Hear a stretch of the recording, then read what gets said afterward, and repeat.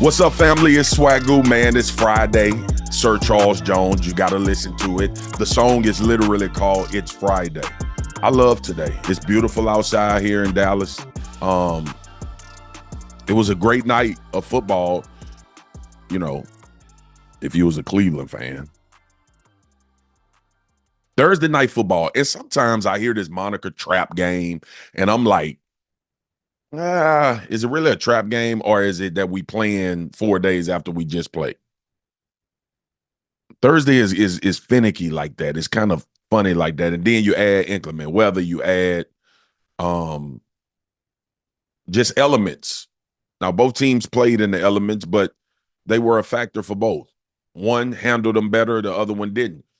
The Cleveland Browns squared off with the Pittsburgh Steelers on Thursday Night Football. And the Cleveland Browns, who were 2-8 prior to this game, versus the Pittsburgh Steelers that was 8-2, won. The Cleveland Browns won. And I played football long enough to know this. Records are very thin margins, no matter how they look when you square off on a Sunday or Monday, or in this particular case, a Thursday. And especially when it's a divisional opponent, them just tough games, y'all. They hard because we know everything about the team. These are teams you play twice a year, and these are teams that personnel-wise, usually throughout the years, you're very familiar with who on those teams. You know what they can do. You know the strong suits. You know the things that they good. You know the things that they bad at, and sometimes you can exploit them. I think that's what Cleveland did. I mean, you look at Jameis Winston, made a couple plays, obviously had his turnovers. Nick Chubb ran the ball 20 times. I said yesterday when I was on NFL Live, my daily show that I do on ESPN, I said it's a minimum of 20 carries for Nick Chubb. Go figure. You know, somebody knows something about football. But it was a game. It was actually exciting. It was exciting to watch the game. Russ hitting some deep shots to Austin and a touchdown and late drama at 19-18 towards the end of the game, and then Nick Chubb goes in for a touchdown. It was just really good football. Now, a lot of conversations were revolving around the Pittsburgh Steelers and what they actually were. They were an 8-2 football team, and that's why sometimes I have a problem with the saying that you are what your record says you are. Now, we can actually look at the games and disseminate if you're a good football team that's been skating by, or you're a good football team that's been dominating. You know who record says they are who they are? The Detroit Lions record.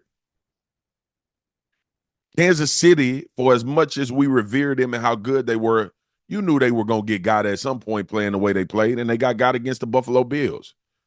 Still feel like they're a good football team because they built up some historic cachet, but they got some problems. Pittsburgh, when we looked at the Ravens game last week, I thought the Ravens lost the game more than Pittsburgh won the game. And people have a problem with that sometimes because they like, well, what the hell you mean? Well, the Ravens missed 2 field goals, which would have been the game. They lost by 2 points. Justin Tucker missed them, and he's been missing, which is very uncharacteristic of him.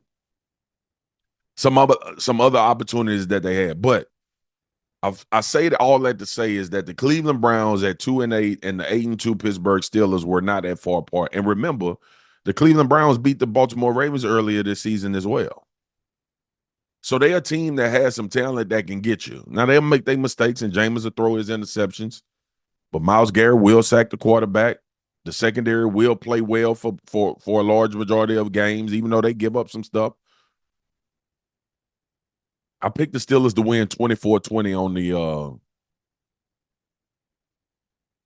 24-20 on NFL Live yesterday, and because I thought it would be a close game like this.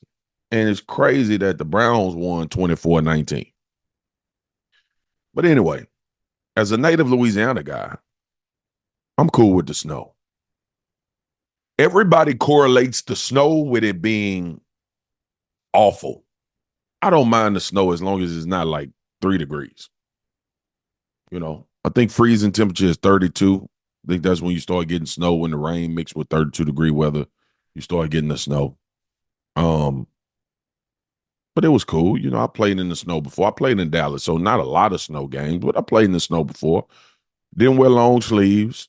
because when they get wet, it just sit on you for the whole game. So people like, oh, they trying to be tough. They don't have sleep. No, the real reason why you don't wear long sleeves when it's snowing and cold is because when you sweat, that water will sit on you and freeze, and you'll be freezing your ass off. And you're trying to figure out why am I cold and I got a long sleeve? Well, your long sleeve shirt just turned into a soaking wet towel in the cold. So no. But anyway, congrats. Shout out to the Cleveland Browns getting the dub in that weather. It was, it felt like vintage Pittsburgh, Cleveland, right? Like it was snow, wind, physical, all of that type of stuff. Phenomenal game. Thursday night football, that's a wrap. The week has officially started. I'm going to preview one game because I'm going to be talking about these games all week long. Ravens Chargers coming up. We there for Monday Night Football. It's the Harbaugh Bowl. The brothers are playing against each other for the first time since the Super Bowl matchup, where we know John Harbaugh got the last laugh. The Baltimore Ravens went on to beat the San Francisco 49ers, who Jim Harbaugh was coaching at the time. And the relationship that these brothers have kept is way bigger than sports, and you appreciate that about how they talk about each other, how they revere each other. I think Adam Schefter got a special on the brothers and the family coming Sunday, on Sunday Countdown, I believe. Looking forward to hearing them talk about each other. I played for like 3 hours in Baltimore, so I, know that team. I understand the culture that they have. It's a great culture. John Harbaugh, really good coach. It's a good environment around there, a good energy. I'm not comparing it to Dallas before y'all start. Don't start with me on Friday. It's Friday. I'm in a good mood.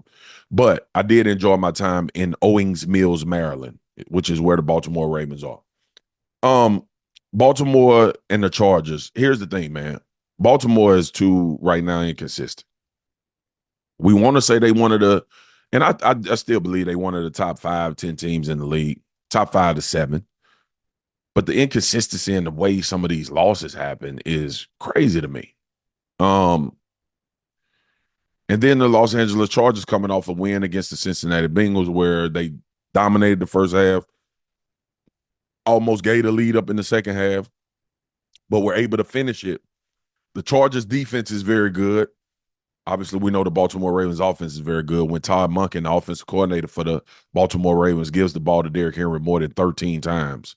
And even in those 13 times where he carried the ball against the Pittsburgh Steelers, he averaged 5.0 yards a carry. So, Todd, don't lose your mind. Have a semblance of the run game. But Lamar, too. Lamar has to use his legs and be more decisive about when he's going to take off. Because when he does, teams, it's damn near impossible to stop him on offense. And the offense is not the problem. The defense is. The defense gives up a lot of points, especially on the back end. The secondary has been hard this year. I don't know any other way to explain it. Now, they made some timely plays. Humphrey has made some interceptions. They've caused some fumbles. They've done some things to win or seal or cap some games off, but they've given up way too much yardage on the back end. And I believe if they get that fixed from a defense standpoint, this is Super Bowl contender. I think they Super Bowl contenders now, but I'd be shocked if they didn't make a playoff run when they get in. And I think the Chargers, the jury is still out on them. Justin Herbert playing well, man.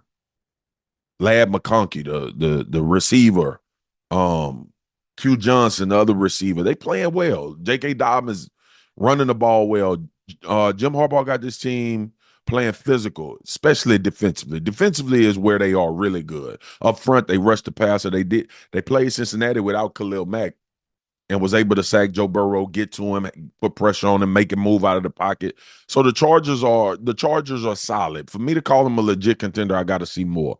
But I think these are two good teams that's going to square off. The Ravens coming off a loss usually responds like crazy.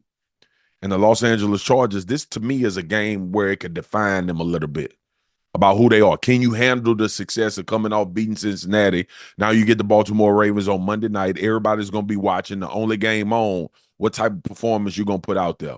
They're doing a really good job right now as a football team. And we know the Baltimore Ravens and the expectation is for them to be good. That's the preview. Lamar, I'm going to be watching you. Justin Herbert used his legs against Cincinnati. Will he use his legs against Baltimore? Will his Baltimore secondary struggle to cover the wide receivers and tight ends from the Los Angeles Chargers? That's where I'm at with it. It's going to be interesting. That's the NFL. That's the Monday night game preview. On the college, it's some interesting things going on in college football, but none more interesting than what's going on at Colorado. Travis Hunter came out and said he's definitely going to the NFL. And the question was asked, do you think you can do both in the league? He said, yeah, I've done it all my life. Why would I think I can't do it now? And guess what, y'all? I believe him. I don't think it's going to be starting on offense and defense, but they may use him in some opportunistic times to play wide receiver. I think he's going to be a defensive back in the league. They just so hard to find. Really good ones, lockdowns, dudes that can cover these super talented wide receivers. I think when teams draft him, it'll be more of being a DB because, like I said, harder to find. You find receivers. Now, they got a lot of really good DBs in the NFL, but these are the best in the world that people consider the best in the world. But to be elite corner is completely different than being a corner that just start. And I think Travis Hunter can be an elite corner. Would they let him play some wide receiver? Is the Dion Prime connection there? Yeah, we know Prime. Prime played offense and defense when he was in the league and return specialist. So I'm sure they've been promoting that for Travis for a long time. I can't wait to see him in the NFL. I think he's going to be as good of a corner as we've seen come out in a minute. Dude, he a freakishly talented athlete. He studies the game, understands it, watches it, been coached by the greatest defensive back of all time in Deion Sanders' prime. So a lot of stuff is working in Travis Hunter's favor. But I do believe that when the team drafts him, they're going to want him to be more of a DB and give him opportunities on offense to play wide receiver, which would be dope. Like, think about how great of a story that would be.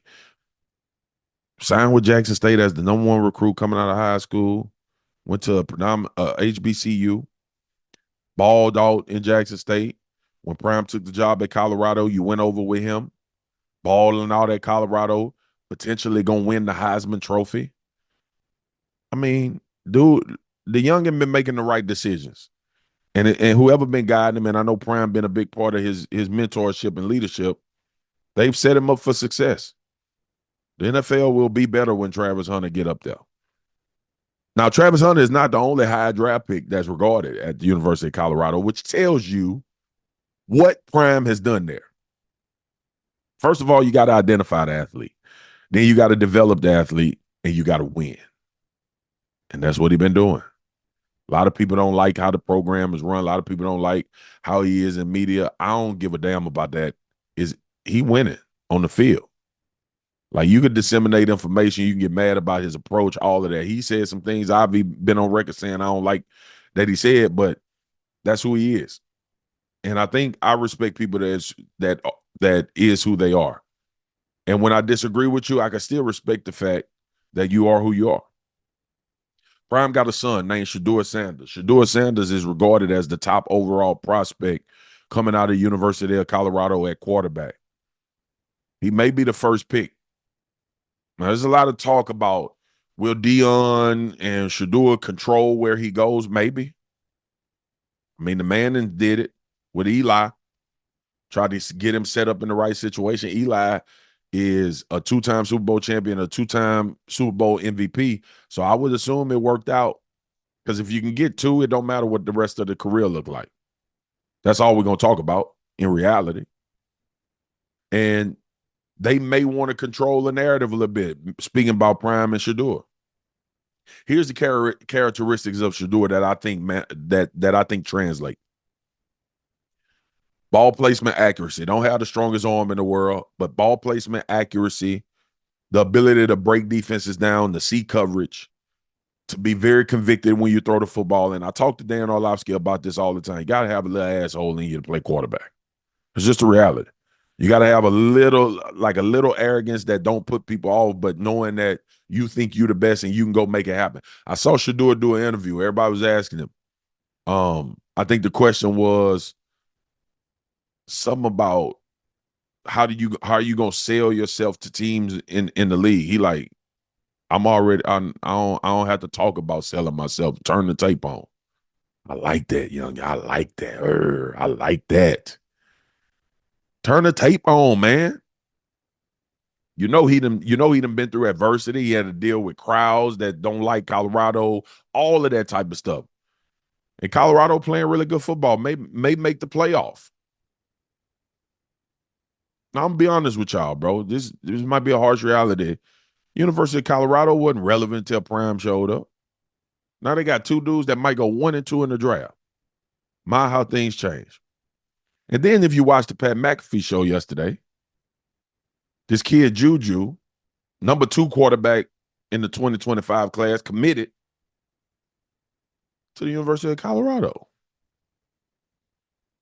Last year, I believe, in the recruiting class, they got the number 1 offensive lineman in the country at the University of Colorado. No, not Georgia, not Alabama, not LSU, not Texas, even though these schools recruiting well, University of Colorado. That's crazy dope, man. That's a new energy. It's something Prime doing. I don't know if y'all, see Instagram, but these offer letters that they send is phenomenal. The marketing is right. He taking care of them players. He developing young men. He putting a staff around them dudes that done seen it all from football to life. I think they got a good thing going at the University of Colorado. And I know it's a lot of talk about Prime potentially going to the NFL, and teams want him to come up and coach. And I've heard it talked about him and Shador going to the same team. I don't buy it. If his desire is to coach in the NFL, I 100% believe he'll find a job and an opportunity in the NFL. Somebody would love to have Deion Sanders as their head coach, but I'm not sure if that's what he wants to do. If you know him, like I've been knowing about Prime and talked to him and met him a couple of times, the dude loves developing young men. He loves being a mentor. He loves seeing families' lives change because of something that their sons do. All of that stuff is true. You can be mad at the antics and the shades and the going after the media, which I don't like all of that. But what you cannot say is that he's not helping these young men and preparing them for life. And ultimately, that's Prime's number 1 job, and he does it at a very high level. So shout out to Travis and Shador, man. Gonna be top 5 draft picks regardless. University of Colorado on the map, y'all. It's a star-studded event. It's pretty dope. And now you also flip one of the top quarterbacks in the class to come play quarterback for you after Shador exits. So they ready. University of Colorado, shout out. Hall of Fame came out. Couple dudes I know. Shout out to Eli Manning. I played with Marshall Yonder and T. Sizzle. But I really want to say this. I'm going to focus on one guy that's on this finalist list. Can we please get Fred Taylor in the Hall of Fame? Fred Taylor, one of the best running backs I've ever seen. Semifinalists, not finalists, for the Hall of Fame. Fred Taylor is one of the best backs I've ever seen. I know Fred. I'm not biased. Fred should be in the Hall of Fame. He's a top back to ever play in the NFL. And I know he's been waiting on it for a long time, and I don't know if he's going to get in, but I'm putting my bid in and saying that Fred Taylor should be a Hall of Fame. Got the numbers, got the touchdowns, got the dynamic plays, all of that type of stuff, which is required to wear a gold jacket, which I know the league holds in high regard, and those dudes that are already Hall of Famers, they feel like that fraternity is very elite, and it is. And you should have some numbers behind you and some things that people remember. Fred Taylor got all that. So as he is a semifinalist, I hope he becomes a finalist, and I hope Fred Taylor finally gets into the Hall of Fame. This debate about if Eli Manning is a Hall of Famer, y'all, Eli getting into the canon. I mean, you can get sensitive and emotional about it. He's going to get in the canon. Like I said, 2-time Super Bowl champion, a 2-time MVP. Terrell Suggs going to get in canon. He's Defensive Player of the Year, one of the most dominant defensive players during this decade. It's exciting, man. It's exciting. I was at the game. I was at Dallas-Houston game last Monday night. I saw Andre Johnson. Dre is one of my good friends. Dre is in the Hall of Fame because he should be. I think it's a lot of guys. I think it's a lot of guys that have been teetering on being Hall of Famers that the time is coming. None other than me than Fred Taylor. I think Fred Taylor needs to be a Hall of Famer this year. I'm putting my bid in. What does that mean? I don't know, but good luck to those guys. I know it's a big deal for them to get in and get inducted. And once you get that bus in that facility, that's forever. All right, I told y'all it's Friday, and y'all probably like, damn, Swagu rolling through. Yeah, I'm rolling through. I'm ready for the damn weekend. I know y'all are too. Y'all need to like, subscribe, follow, comment, send questions. We on YouTube. We on all platforms that carry podcasts. Lastly, we gotta celebrate because it's about the family getting together. Thanksgiving next week. Now, if you don't know Swagu, let me introduce you to me outside of talking about sports. I love to cook. And as you see, I love to eat. Thanksgiving is a big holiday around my house because it's a big gathering for a lot of people. For me, it's and my family, it's about love, it's about light, laughter, playing games, and eating great food. So I'm gonna go out there, and I'm my pot. One of my best friends, Jamal, he gonna fry turkeys. I like chicken. I'm gonna put some chicken on the green egg. We gonna do macaroni and cheese. We gonna do dressing. We gonna do collard greens with smoked turkey necks. We gonna do yams, candy yams. My partner G, fiance Lonnie, she gonna do some baked goods. She like one of the best bakers I've ever had before, as far as her cookies and pies and all of that. And y'all know, swag on the low carb, but Thanksgiving I'm going up. I'm just telling y'all right now, I'm going up. I might gain all this weight back on Thanksgiving. You know what I'm saying? Probably won't, but I'm going in. And we host because my crib big. It is what it is. We host. Everybody come over. We gonna have about 20 kids. We're gonna have about 15, 20 adults. Oh, yeah, it's a 40-piece minimum. And my suggestion to you is when just have everything set up when everybody get over there, food wise. But see, in my like since I've been a kid, we like our friends and stuff, they bring food. And then by the time everybody showed up, the dishes are out. Because they didn't cook at their house, they didn't got stuff prepared, the dressing, the cranberry sauce, homemade cranberry sauce, by the way. And we do it like that, man. It's a big event. I'm gonna probably do some videos with me on the grill. I'm telling you, Thanksgiving going up. I'm gonna probably shoot video. I'm gonna probably have somebody come over and show the festivities so we can have it documented and remembered and all of that type of stuff. You know, it's gonna be an amazing time, man. But what I'm saying all that to say is the holiday is coming up, and wherever you fall on how you prepare for Thanksgiving, how you celebrate Thanksgiving. Just make it about your family. Make it about your people, your friends, getting close, getting connected. It's some time off from work for a lot of people. So y'all get together, man, and commune. We don't do it enough. We always doing this. Get together and commune, man. Laugh, play some games, joke, talk to your best friends, catch up on some things that y'all don't normally be able to catch up on throughout the everyday grind of going out and working and doing all of that type of stuff. But the food, y'all, the food is gonna be crazy. And I'm gonna say this. I'm gonna leave y'all with this. I got a green egg, like I mentioned. I'm gonna do some chickens on there, and then I'm gonna take that temperature down, down, down to like 220. And my wife baked macaroni and cheese. And then she take it out a little bit earlier. And I put it, y'all hear my soft, sultry voice. I put it on that green egg and I smoke the mac and cheese. I think I'm the only one in the country that do that. When I tell y'all, when that pan come out, and it's a big ass pan, it's one of them big tinfoil pans, about that thick, about that long. So it's a lot. Whoa.